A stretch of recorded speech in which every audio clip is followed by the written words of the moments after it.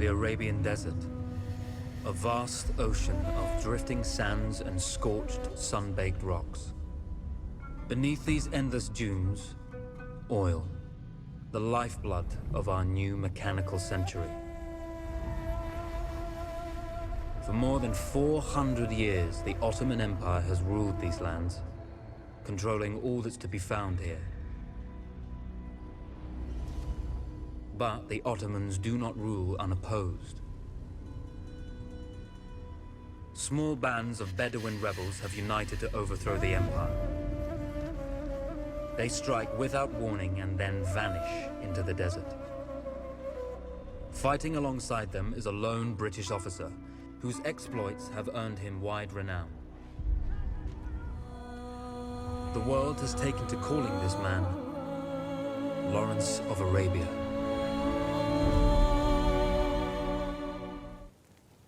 In the desert, you rely on good planning, but you also hope for a dash of luck. And luck was with us when we learned of a recently derailed Ottoman train carrying a most interesting piece of cargo. A small patrol had joined the Ottomans who survived the crash. Together, they guarded the wreckage and waited for reinforcements.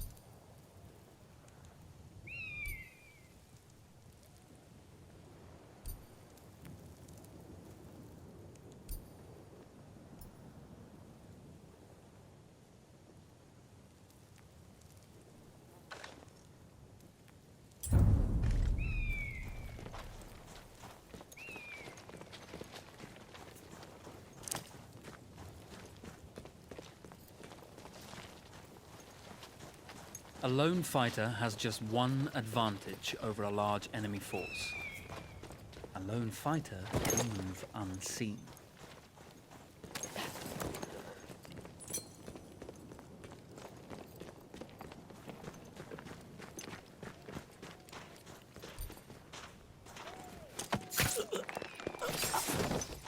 The tribesmen fought unconventionally, using weapons they knew well. Endurance, individual intelligence, and courage were their primary assets.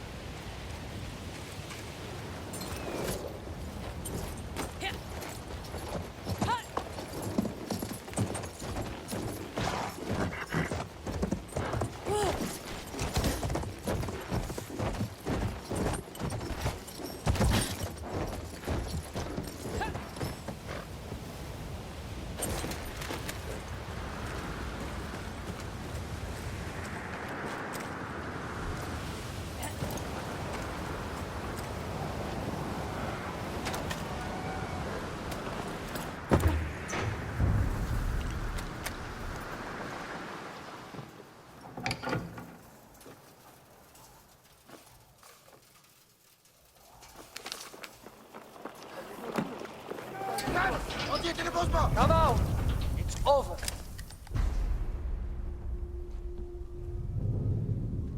Well, you did not think we would be fast enough to catch you here, did you? Lawrence of Arabia.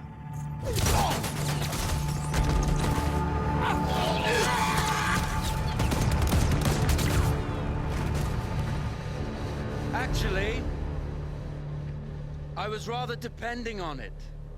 Lawrence. Well, this is very clever. Now the hunter becomes the hunted. So who might you be? How enchanting you are, my dear. Ahmed. I'll show you enchanting. If it weren't for you, I'd be free. Free, is it? You'll be free when you're dead. And I'm happy to tell you, the Empire intends to grant you all this freedom very soon. Even now, an engine of destruction scours this desert, obliterating your allies, your families, your homes. Soon there will be nowhere to run. Nowhere to hide. Soon all that you know, and all that you love, will be ashes. You will all be free to die. Oh, you animal! Zara.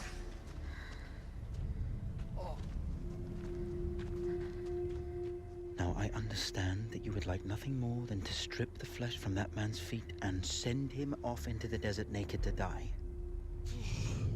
But think about it. You're right. I'm sorry. My friend here, she can be a little brusque. You're going to tell me how to lie to your train, so we can lure it into a trap and destroy it. Impossible. To even begin to talk to that train, you would need an entire book of communication codes. Oh, like this one, you mean? You can never stop the progress of machines.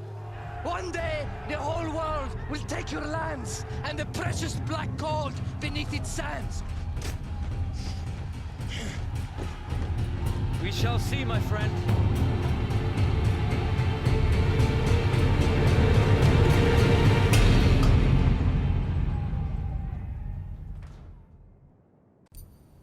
Of course, obtaining the codebook was not enough. To destroy this Iron Dragon, this Canavar, as the Ottomans had named it, we had to send it 3 encrypted messages telling it to stand down. There were Ottoman outposts scattered along the railroad tracks. The commanders there carried high-priority message capsules. We had to use those to send our orders. Infiltrating the village wouldn't be easy. A full detachment of Ottoman soldiers had occupied it. The Ottomans had chosen an isolated location for their desert outpost. It seemed lightly defended. It was also well stocked with arms and equipment. The ancient ruins were all that remained of a civilization now lost to time. The Ottoman Empire brought in the modern world with a host of armored vehicles and field guns. 3 commanders to eliminate, 3 personal message capsules to be stolen, and then sent with our false orders. How Zara tackled this dangerous and audacious mission was up to her. The Bedouin treasured their horses, and in return, those animals granted their riders unparalleled speed and mobility.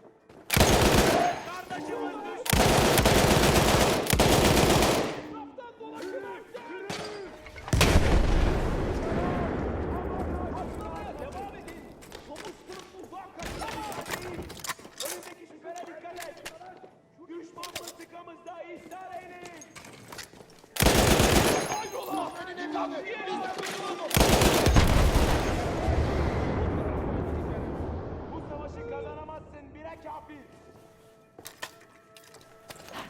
Beni kovul. Çıkıp erkek gibi savaşsana. Benim biraderler birazdan vurur. Çıkıp teslim olasın.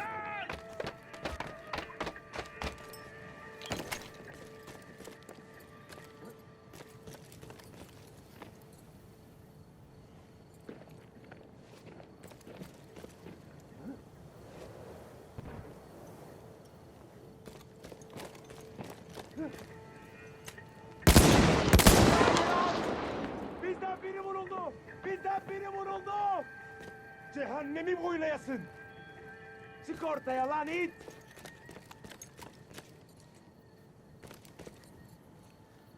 Teslim olursan ivedilikle çık meydana!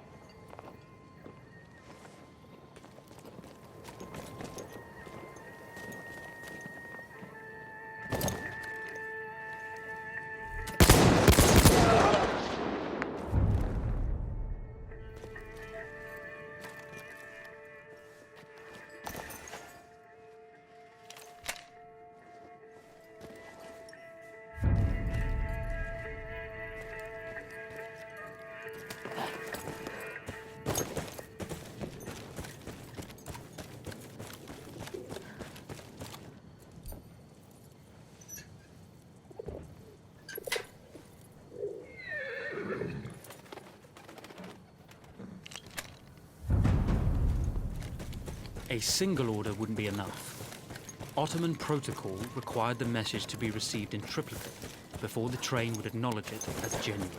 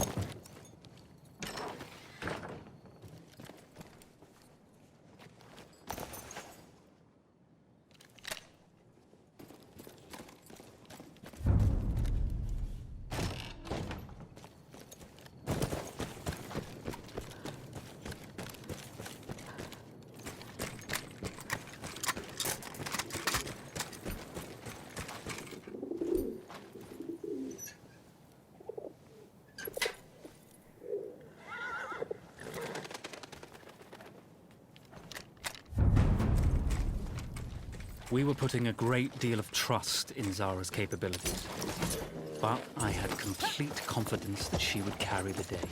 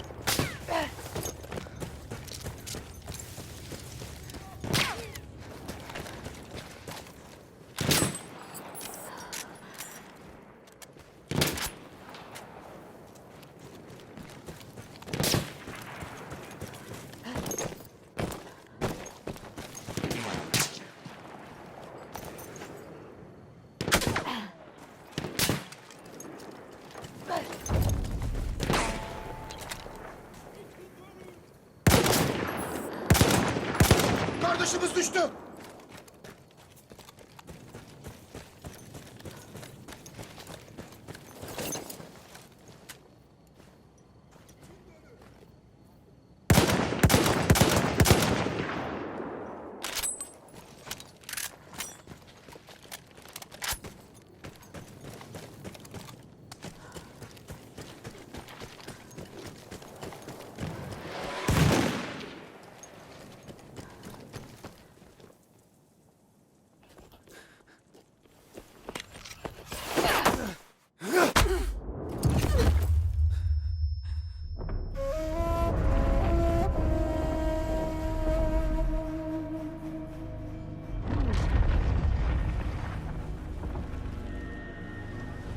You see, the message had already been sent, my dear.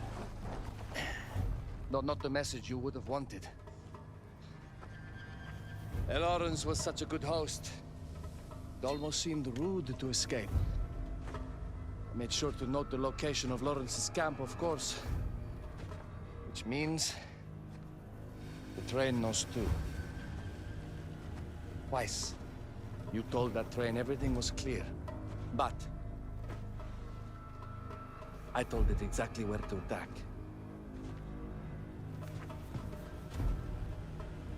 The beast has your scent, my dear. And it's coming to slaughter you and your little band of rebels. First, the firestorm from the cannon. Then, up close with the troops to slaughter any survivors.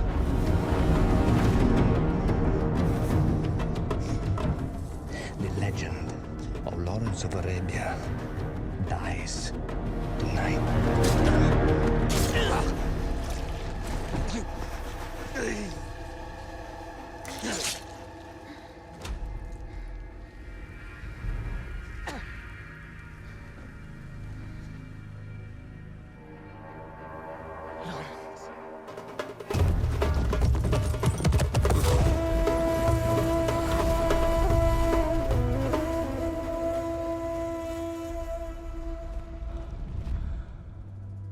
We slipped away just in time. Till Kitchi was a fool to think we'd ever stay after he escaped. The carnival won't stop hunting us. No, it won't. Let me think. The train's coming a long way. So it'll have to stop to take on water. That's where we strike. Agreed. I'll deal with any sentries, then rig explosives on the track. Yes, and I'll rally our fighters. When I blow the lines, the train will be trapped. So when you hear the blast, you need to attack them with everything you have. It's good. But you know that there's a chance the men may not come. You may set off those explosives and find you're out there all alone. You know that.